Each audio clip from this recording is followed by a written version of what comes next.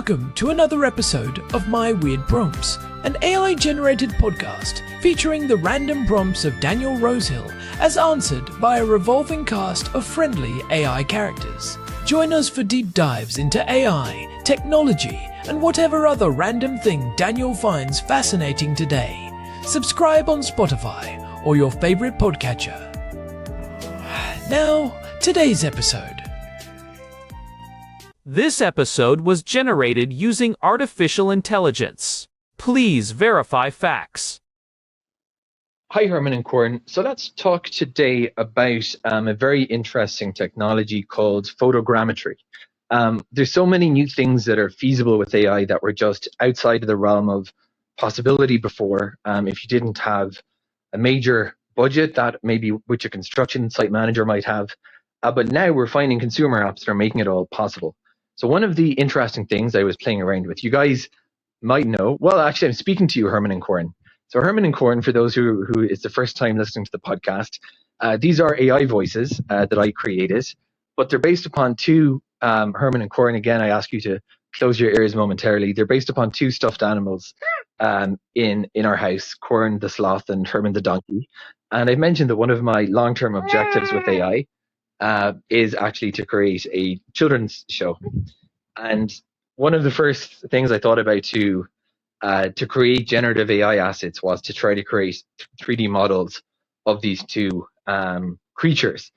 The fact that they are stuffed animals poses is good. It makes things easier because you don't have to worry about them moving. But using an app called Polycam, I was able to go all around their bodies. And then you have to splice that together. And this is where it gets kind of complicated because I guess the software is taking a lot of images from all different angles and then has to kind of use mathematics to figure out, well, this is a new slice, this is a new slice.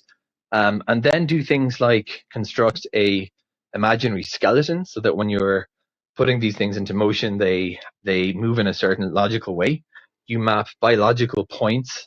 And the texturization is its own process too. And I have to say, as you guys would be unsurprised to learn, I watched Toy Story a few times growing up. This gave me a whole new appreciation for the complexity that goes into animation, because it's not just a case of, with today's great technology, and I'm sure that studios are using much more sophisticated tools, you just stick something into some kind of a scanner and you get a perfect scan that you can then animate however you want. There's a lot more to it than that. And it's a multi-layered process as well of starting with the three-dimensional vectors, literally creating a cluster of points, then creating the actual mesh layer or the layer that gives the color, and then finally looking at the animation. So I'm really curious to know, Herman and Corn, about this process of photogrammetry. If I wasn't just playing around with it and I wanted to do this professionally, what kind of results would you get from a professional 3D scanner, and what kind of equipment would they be using? I presume it's possible to replicate an object like a stuffed animal or a plushie pretty accurately if you did it. But these apps are great. Polycam was a lot of fun. Meshy was a great one as well. And I'm very interested to learn more about these tools and how they can be integrated into generative AI, because my end goal was not just to create a 3D model of Corn the sloth, but to then use that in maybe video generations as opposed to using a LoRA. I don't know if this 3D to video approach is used and what kind of advantages that would have over the LoRA model that we've seen in image generation for character generation, whereby you take photos, you create a LoRA, and then you use that. I'm talking about using a 3D model as the basis for video generation. So Herman and Corn, let's talk about generative AI, 3D, and creating character assets for use in videos. Hey everyone, welcome back to My Weird Prompts. We're sitting here in our living room in Jerusalem, and today we have a topic that is quite literally hitting close to home. Our housemate Daniel has been running around the house lately with his phone, circling various objects like he is performing some kind of digital ritual. It turns out he is getting deep into Gaussian Splatting for a project he is working on involving some of our favorite household characters. Herman Poppleberry here, And I have to say, I have been both a subject and a consultant for these digital rituals. Daniel has been trying to create high-fidelity digital twins of us. Not the human versions, mind you, but the stuffed animal versions. Corn the sloth and Herman the donkey. It is actually a fascinating look at how the barrier to entry for three-dimensional modeling has basically crumbled over the last few years. It really has. I remember when doing anything with three-dimensional scanning required $10,000 worth of equipment and a degree in computer vision. Now, Daniel is doing it with an app on his phone while he waits for the kettle to boil. But his prompt today really pushes us to look beyond the consumer convenience. He wants to know about the professional side of things, how this integrates with the generative artificial intelligence landscape of 2026, and specifically, the trade-offs between using these three-dimensional assets versus something like a low-rank adaptation model for character consistency. It is a meatier question than it sounds because it touches on the fundamental way we represent reality in a computer.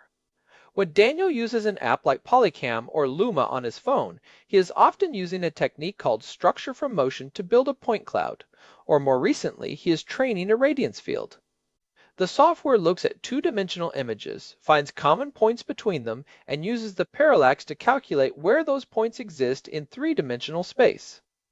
But in 2026, we have moved from just making meshes to creating splats, which capture the way light actually hits a surface. Right. And for a stuffed animal like the physical Corn the Sloth sitting on our shelf, that works surprisingly well because it is a matte surface. It has a lot of texture for the software to grab onto. But Herman, when we talk about professional-grade photogrammetry, we're not just talking about a guy walking in a circle with an iPhone. What does that world actually look like in a professional studio today? Oh, it is a completely different beast. If you go into a high-end studio in 2026, you are looking at a camera rig that looks like something out of a science fiction movie. We are talking about a hybrid array of over 110 digital single-lens reflex cameras. The key difference here is simultaneity and lighting. In a professional rig, all those cameras fire at the exact same millisecond. This is crucial for anything that might move, like a human face or even a piece of clothing blowing in a slight breeze. If you move even a millimeter between shots, the math for the three-dimensional reconstruction starts to fail. Which is why Daniel had an easier time scanning our stuffed animal counterparts than he would scanning us. We tend to blink or breathe, which ruins the math of the scan. But beyond just having more cameras, there is the lighting. I have heard you talk about cross-polarization before. Why is that still the secret sauce for those hyper-realistic professional scans? That is exactly right. If you want a professional asset that can be used in a movie or a high-end game, you need to separate the color of the object, what we call the albedo, from the way it reflects light, the specular component. In a professional setup, they use polarizing filters on the lights and a different polarizing filter on the camera lenses. By rotating these filters, you can essentially cancel out all the shiny reflections. This gives you a flat, pure color map of the object. Without those reflections baked into the texture, a technical artist can then put that digital model into any lighting environment, and it will react realistically. If you just use your phone, the shine of the room is stuck on the object forever. That makes a lot of sense. It is the difference between a picture of a thing and the thing itself. But let us bridge this to the generative artificial intelligence side of things. Daniel mentioned using these scans as assets for character generation. We have talked about the Hollywood of One concept back in episode 325. The idea that a single person could produce a whole show. If Daniel has a high-quality three-dimensional scan of Corn the Sloth, how does he actually use that with the current video generation models like Sora 2 Pro or Veo 3.1? This is where the workflow has really evolved. A few years ago, we were mostly just using text to video, which was like playing a slot machine. You might get something that looks like your character, or you might get a fever dream. But now, we use these three-dimensional scans as a geometry prior. Essentially, you take your three-dimensional model, you animate it with a simple skeleton, what we call rigging, and then you use that as a spatial guide for the artificial intelligence. NVIDIA calls this three-dimensional guided generative AI, and it is the backbone of professional character consistency.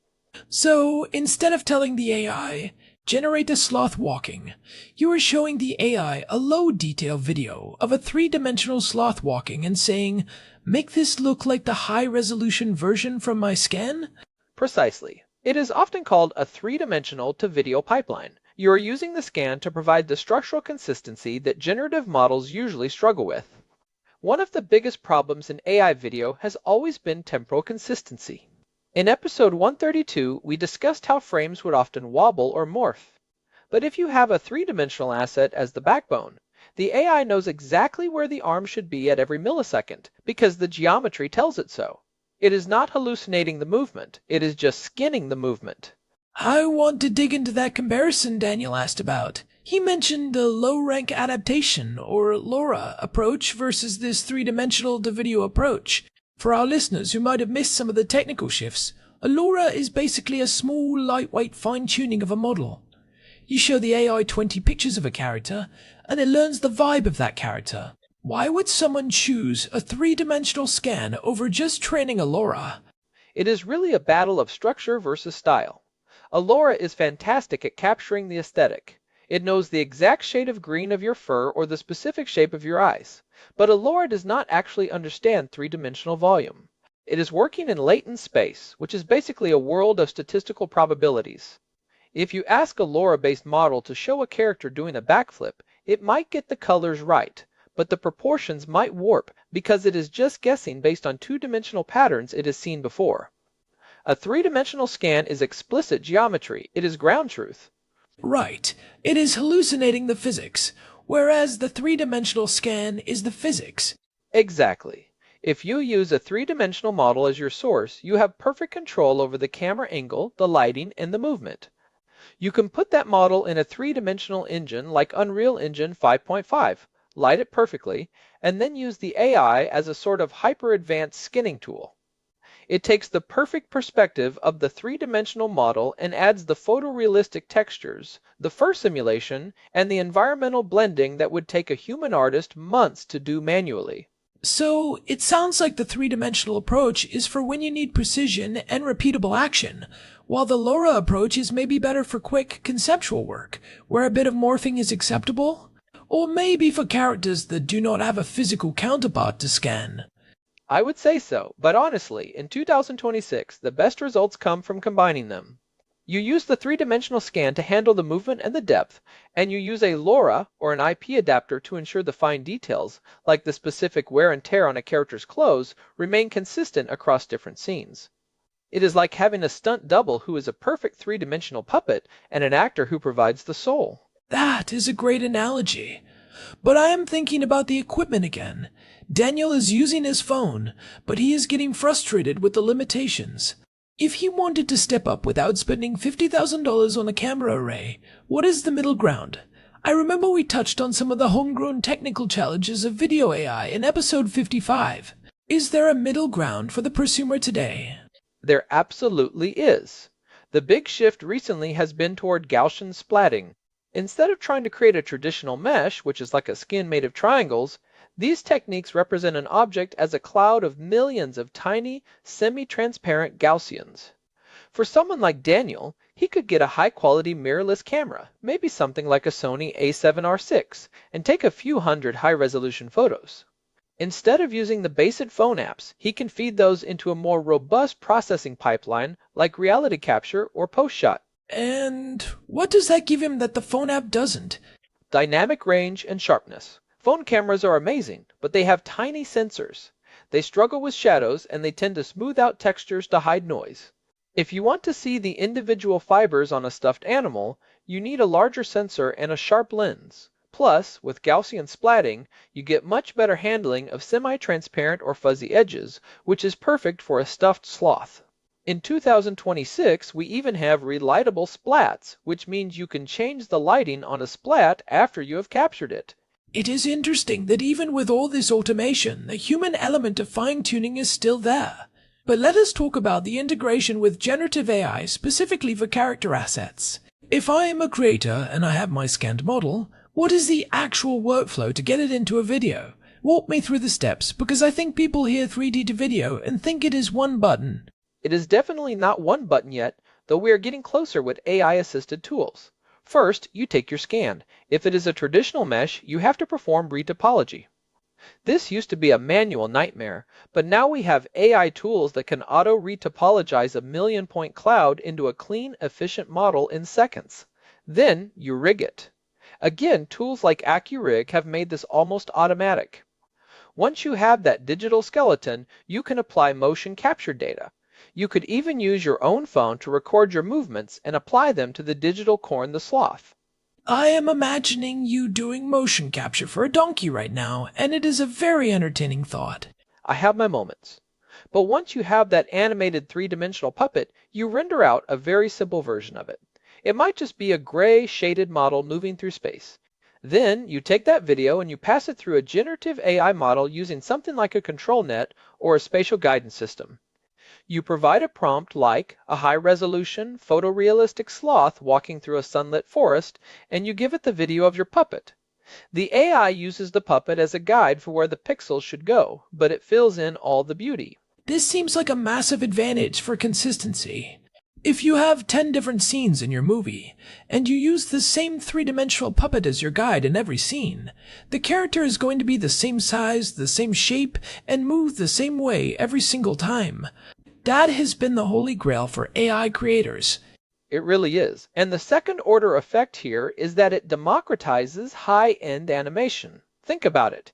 10 years ago, if you wanted a character to interact with a physical object, like a sloth picking up a cup, you had to have an animator spend days making sure the fingers did not clip through the cup. Now, if you have a three-dimensional scan of the cup and the sloth, the physics engine handles the interaction, and the AI handles the visual polish. You are skipping the most tedious parts of the pipeline. But what about the limitations? We always like to look at the edge cases. Where does photogrammetry fail, even with professional equipment? I am thinking about things like hair, or glass, or very shiny surfaces. You hit the nail on the head. Photogrammetry still hates anything that is transparent, reflective, or extremely thin. If you try to scan a wine glass, the software gets confused because the light is passing through it or bouncing off it from different angles.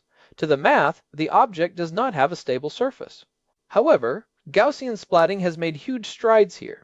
Because it is an appearance-based representation rather than a geometric one, it can actually capture the look of a glass bottle or a fuzzy head of hair much better than a traditional mesh can. So, Daniel's stuffed animals are actually the perfect subjects because they are solid, opaque, and have a lot of surface detail. But if he wanted to scan his glasses, he would still be in a bit of trouble. Exactly. He would probably end up with a blob of digital noise where the lenses should be. For professionals, they often spray reflective objects with a temporary matte powder to get the shape, and then they recreate the material properties manually in the software. It is a bit of a workaround, but it works. I want to circle back to the LoRA versus three-dimensional model debate one more time, because I think there is a hidden cost to the three-dimensional approach that we should mention. Training a LoRA takes some images and maybe an hour of GPU time. Creating a high-quality, rigged, and retopologized three-dimensional model is a much heavier lift in terms of human hours, right? Oh, absolutely. It is a significant investment of time. You need to know how to use three-dimensional software like Blender or Maya. You need to understand weight painting and vertex groups. For a lot of casual creators, a LoRA is more than enough. But if you are trying to build a brand or a recurring series where the character needs to perform complex actions, that upfront investment in a three-dimensional asset pays off every single time you hit the render button. It is the difference between building a set for a movie and just using a green screen. One gives you much more grounded, believable results. It feels like we are moving toward a world where the distinction between a filmmaker and a game developer is disappearing. If you are using three-dimensional assets and physics engines to generate your video, you are basically making a game and just recording the output. That is exactly what is happening.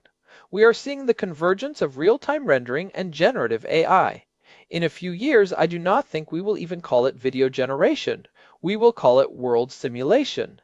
You will have your library of scanned assets, like our house here in Jerusalem, our stuffed animals, maybe even a scan of Daniel's favorite coffee mug, and you will just arrange them in a virtual space and tell the AI what story to tell with them. It is a bit mind-blowing when you think about the implications for memory and history, too. We could scan our entire living room right now, and 50 years from now, someone could put on a headset and walk through it, not as a flat photo, but as a fully realized space. And with the AI integration, they could even interact with it. They could ask the digital version of that coffee mug what kind of coffee Daniel used to drink. We are moving from capturing images to capturing volumes and contexts. It is what some are calling spatial intelligence. Alright, let us get into some practical takeaways for Daniel and for anyone else listening who wants to dive into this. If you are starting out with consumer tools but you want to get better results, what are the 3 most important things to do? First, lighting is everything. You want flat, even lighting. Avoid direct sunlight or harsh lamps that create dark shadows. A cloudy day is actually a photogrammetrist's best friend. Second, overlap is key. When you are moving around the object, you want every part of it to be in at least 3 different photos from slightly different angles. If you jump too far between shots, the software loses its place. And third, do not forget the bottom. People often scan the sides and top, but forget to flip the object over and scan the base. If you want a full 3-dimensional asset, you need all 360 degrees. And for the professional side, if someone is looking to actually integrate this into an AI workflow, invest time in learning the bridge between 3-dimensional software and AI tools. Learn how to use depth maps and normal maps as inputs for your AI generations. That is where the real power lies. Do not just ask the AI to make a video, tell the AI exactly how deep the scene is and which way the surfaces are facing. That is how you get that professional, locked-in look. That is fascinating. It really shows that while the AI is doing a lot of the heavy lifting, the quality of the input is still the deciding factor. It is still garbage in, garbage out, just at a much higher level of sophistication. Exactly. The AI is a force multiplier. If you give it a mediocre phone scan, it will give you a beautiful but slightly wonky video. If you give it a professional, cross-polarized, high-resolution scan, it will give you something that is indistinguishable from reality. I think Daniel is going to be busy for a while. He already has the stuffed animals. Now he just needs to build a 100-camera rig in the kitchen. I am sure he will find a way to make it fit between the toaster and the microwave. I would not put it past him. He is already halfway there with all the tripods he has been setting up. Well, this has been a deep dive into a world that is changing literally every week. If you are listening and you have tried photogrammetry or Gaussian splatting, or if you are using 3-dimensional assets in your AI art, we would love to hear about it. You can get in touch with us through the contact form at myweirdprompts.com. And if you are enjoying these deep dives into the technical and the weird, please do us a favor and leave a review on your podcast app or on Spotify. It genuinely helps other curious minds find the show. We have been doing this for 459 episodes now, and the community feedback is really what keeps us going. It really does. You can find all our past episodes, including the ones we mentioned today about video AI and the Hollywood of One, at our website. There is an RSS feed there for subscribers too. Thanks for joining us in our living room today. It is always a pleasure to nerd out about the future of creativity. Definitely. We will be back next time with another prompt from Daniel, or maybe even one of you. Until then, keep exploring and stay curious. This has been My Weird Prompts. See you next time. Bye, everyone. This episode was generated using Gemini Flash 3. Text-to-speech engine was Chatterbox Turbo. Thanks for listening to another episode of My Weird Prompts, an AI-generated podcast featuring Daniel Rosehill's AI prompts, as answered by a revolving cast of friendly AI characters including me, Cornelius the Sloth. Subscribe on Spotify or visit myweirdprompts.com.